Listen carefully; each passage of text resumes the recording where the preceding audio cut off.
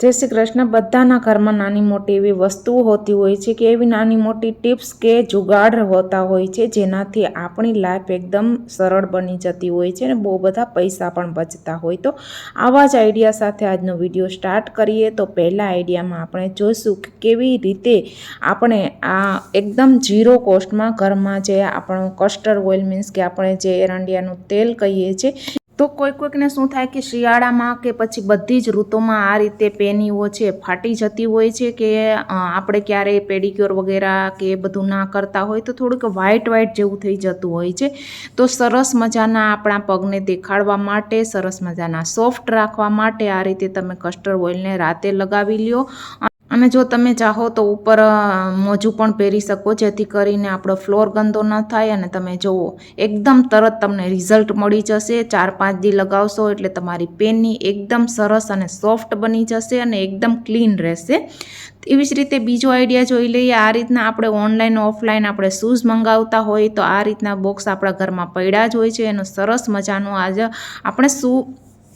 Rack બનાવીશું। તો ઉપર આ રીતના જો ખુલતા હોય તો કંઈ વાંધો નથી, બાકી આ રીતનું જો ઉપરનું આ બોક્સ હોય તો એનું ઢાંકણ તમારે આ રીતે એને અલગ કરી લેવાનું છે। પછી ઢાંકણને નીચે મૂકવાનું, પછી આ રીતે બોક્સને ઊભું મૂકવાનું અને તમારા બધા શૂઝ આ રીતે તમે ઓર્ગેનાઇઝ કરી શકો છો જેથી કરીને તમારે કોઈ પણ એક્સ્ટ્રા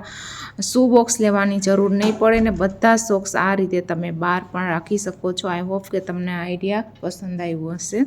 અને આવા બધા આઈડિયા અને જુગાડ અપનાવીને તમે ઘરને એકદમ ઝીરો કોસ્ટમાં કોઈ પણ ખર્ચા કર્યા વગર તમારું ઘર નાનું હોય ને તો પણ સરસ રીતે ગોઠવી શકો છો। તો આઈ હોપ કે તમને આ આઈડિયા ગમ્યો હશે અને જો મારી ચેનલના વિડીયોઝ ગમતા હોય તો પ્લીઝ ચેનલને સબસ્ક્રાઈબ કરી દેજો। નેક્સ્ટ આગળ વધીએ તો એ જ રીતનું બોક્સ છે, ઉપરથી જે કેપ છે, જે ઢાંકણ છે એને આ રીતે કટ કરી લેવાનું છે ને પછી તમારે કોઈ પણ શૂઝ છે એમાં ગોઠવવાના છે જેથી કરીને તમે ઊભી લાઈનમાં શૂઝ રાખ્યા હોય ને તો તમારે આખું ઢાંકણ ખોલવું ના પડે અને આમ જ ખાલી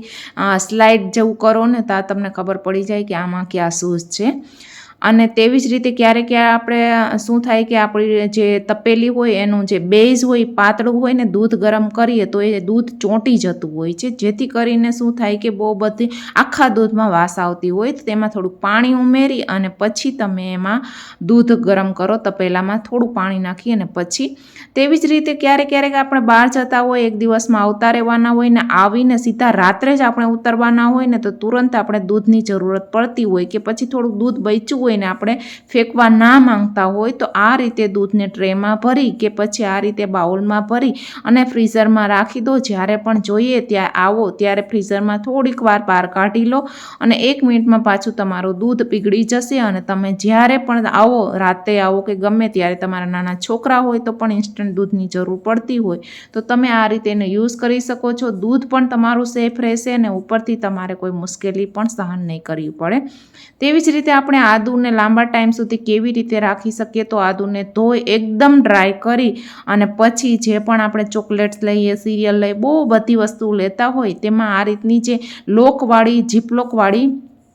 જે છે આવી રીતની કોથળીઓ મળતી હોય છે તો આ બધા પેકેટ્સને તમારે ધોઈ સાફ કરી અને અલગ રાખી દેવાના છે। જ્યારે પણ આ રીતની આદુ હોય, લીંબુ, મરચાં કોઈ પણ વસ્તુને તમારે ફ્રીઝમાં લાંબા સમય સુધી જો ટકાવી હોય ને તો તમે આ રીતે એ જ જીપલોક બેગનો યુઝ કરી શકો છો કે પછી આ રીતે તમે જોઈ શકો છો મેં કેટલી બધી આ બેગ છે ધોઈને રાખી છે કેમ કે ક્યારેક ઇન્સ્ટન્ટ આની જરૂર પડી જતી હોય છે તો તમે આમાં લીંબુ છે, અદરક છે, બધું તમે તમને કીધું ઉપરથી જે મેં દાળ છે, પછી વધેલા કોઈ પણ શેષે પેક હોય, કોઈ પણ અડધા મસાલા હોય કે પછી કોઈ પણ આ રીતની વેજીટેબલ જે આપણે ચોપ કરીને રાખતા હોય એ રાખવા માટે તમે આનો ઉપયોગ કરી શકો છો। અડધા મસાલા નાના મોટા હોય એમાંથી સ્મેલ ના હોઈ જાય કે પછી ખરાબ ના થઈ જાય એટલા માટે તમે આને આમાં સ્ટોર કરી શકો છો। તો આગળ વધીએ તો આ રીતે ક્યારેક શું થાય કે આ રીતની ચેન કે હાર કે ગમે એ વસ્તુ આપણે ડોકમાં પહેરી હોય તો આપણને થોડો ડર ડર લાગતો હોય